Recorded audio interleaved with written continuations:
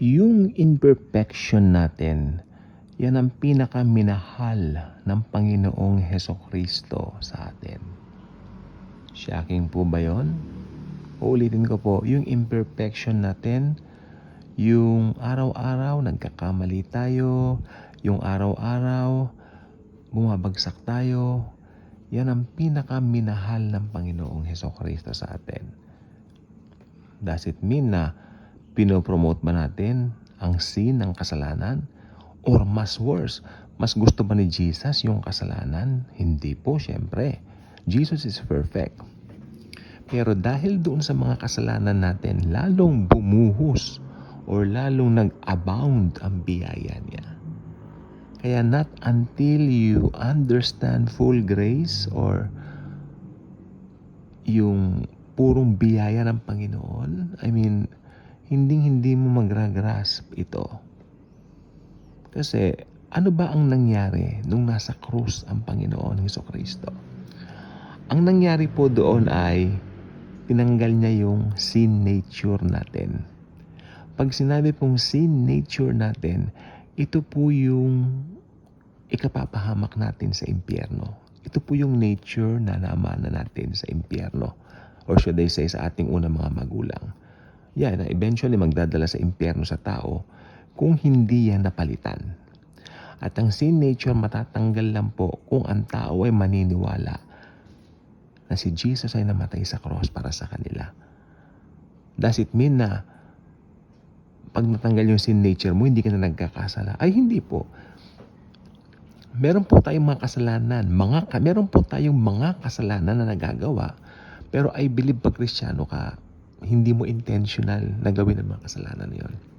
Most of it ay parang hindi sinasadya. Siguro nakakapagmura pa rin ang Kristiyano pero hindi sinasadya. Nakakapag-curse pero hindi sinasadya. Pero yung sin nature ng Christian, naalis na po yun. Actually, mga kasalanan na nagagawa araw-araw ng tao, hindi niya ikapapahamak sa impyerno yan. Kasi bilang tao naiintindihan tayo ng Panginoon, pero yung sin nature, ikapapahamak po yan ng tao. Ang sabi ng Bible, for all have sinned, fall short in the glory of God. So, ang tao, pag pinanganak pa lang, makasalanan na.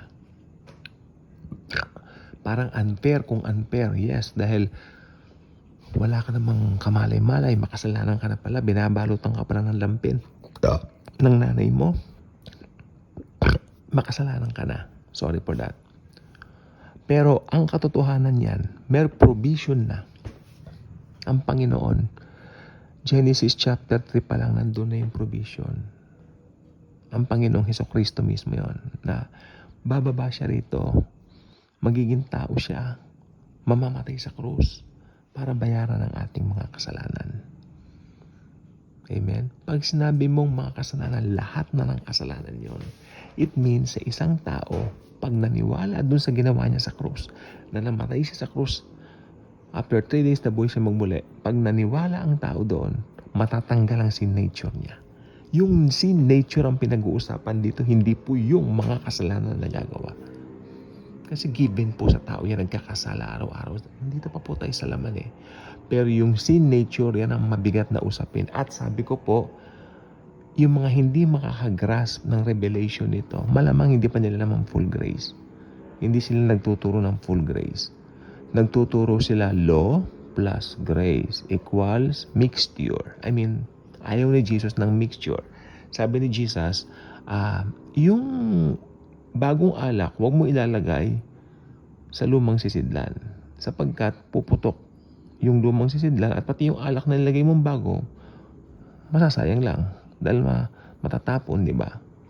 So, ano mangyari? Matatapon, sayang lang. Yung bagong alak, dapat ilalagay mo ito sa bagong sisidlan o lalagyan. Parehong mape-preserve at yung alak lalong sasarap.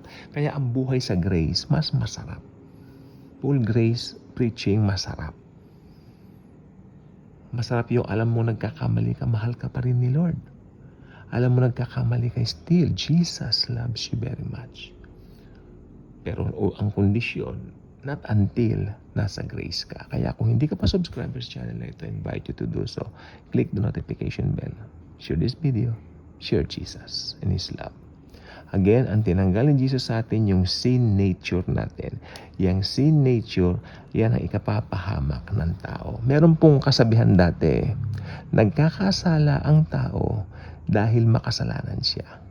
Hindi yung nagiging makasalanan siya kasi nagkakasala siya. Thank you, and Jesus truly loves us all.